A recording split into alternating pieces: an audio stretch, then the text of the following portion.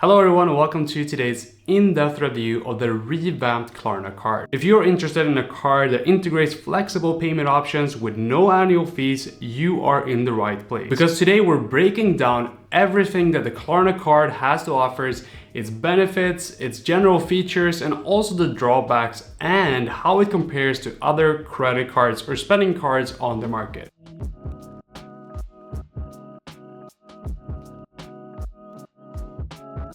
Klarna is a global tech company founded in Sweden, known primarily for its payment solutions and shopping services. They aim to make online shopping smoother, whether paying for installment plans and other flexible payment options. And with the introduction of the original Klarna Card, which obviously didn't offer enough benefits for users to actually think it was beneficial enough to get it, now they're revamping the card to kind of branch out and expand on their already established financial services. The card now functions more like a traditional charge card, requiring you to pay your balance in full each month to avoid interest charges. Now, one of the biggest changes that they did with the new revamp of the card is that they removed their annual fee for the card itself. On top of this, the card does not charge you any foreign transaction fees, basically making it a perfect choice if you're an international shopper or if you tend to travel quite a bit. On top of this, you can also get up to 10% cash back on purchases made through the Klarna app. And Klarna's actually made a lot of improvements to their app itself, making it more of an ecosystem where you can make your everyday purchases and find everyday deals directly in the app itself. Now, using the Klarna Card is designed to be straightforward, just as their checkout system. Once you get the card itself, you can manage your account directly through the Klarna app, and the app allows you to track your purchases, your payment due dates, and any cashback that you've earned so far. And importantly, the card also integrates as you would expect in Google and Apple Pay, making it easy to make purchases with the card itself. Even though you forget the physical card, you can just use the digital card instead. So basically how the card works is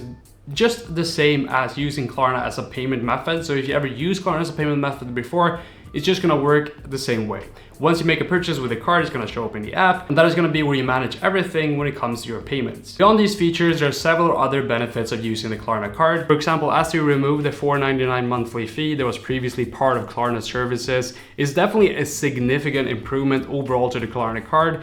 And the pay in 4 installment plan, while it's no longer directly part of the card, it does remain available throughout the app, offering you flexibility for managing larger purchases. And the no foreign transaction fees is also something that you would expect from a card in today's day and age, as most people tend to travel quite a bit, and also you tend to spend money in various currencies as you tend to shop online from various brands, and some of them might not be from your own country. So this is definitely a great feature to have on the card. Now, the Klarna Card is, for example, trying to push you to pay off your full amount each month, which I see as a good thing, but it might not fit you personally if you'd like to have a rolling balance month to month, which if you're looking for something to roll your balance month to month, you should probably not be looking at a credit card. You should probably be looking at actually improving your personal finances, but it's down to each individual person. But in general, that could be a downside if you are looking for something that you can roll over every month. And unlike many other traditional credit cards, the Klarna Card does not offer a wide range of reward program options outside of the cashback through the app itself, which to me is kind of pointless. So if you are someone who's looking to earn rewards on flights, hotels, or even cashback on your everyday purchases, the Klarna option is not going to be the option for you. Another thing worth mentioning here is that the card also doesn't come with any premium features.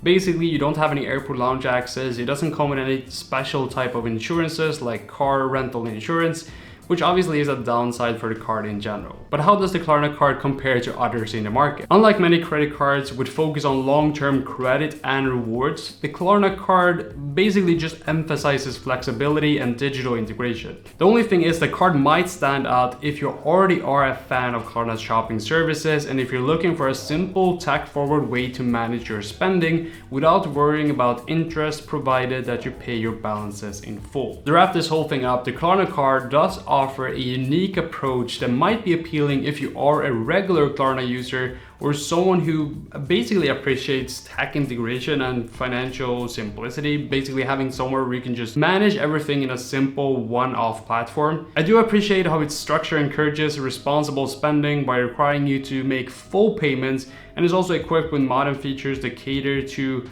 more of a digital first audience. And one of the better things is that they keep reminding you if that you have a due date on a payment. They keep sending you notifications or reminders to make sure that you don't roll over your balances. Now overall, this is definitely not a card I myself find useful. Now I do use Klarna services from time to time, but basically it's just because of the convenience that they offer with their checkout system. So if I go on a website and I'm trying to purchase something and they offer the Klarna option, I go for that one because it automatically fills out my delivery address. And yes, I know, I'm lazy. But at the same time, I don't see the value in using the Klarna card specifically, as you can basically use any other credit card or any other fintech debit card like Revolut, and you get way more benefits than you would get with the Klarna card. Instead, I think that the Klarna card is specifically made for people that are already using the Klarna app and are big fans of what they are doing with the app itself, because the Klarna app is basically just becoming like a shopping platform. They have everything on the app itself. You can compare prices, you can find new brands and whatever else. So if you already are a user, this might be lucrative for you to actually apply for the card. But other than that, I don't really see any value for signing up with the card. Now that is going to be it for today's video. Thank you all for watching. If you did enjoy, please make sure to leave a like and also subscribe down below. And if you have any questions about the Klarna card, or if you want to share your opinion about the card itself, make sure to leave them down below, as I try to respond to as many people as I can. Once again, thanks for watching, and I'll see you guys in the very next video here on the channel.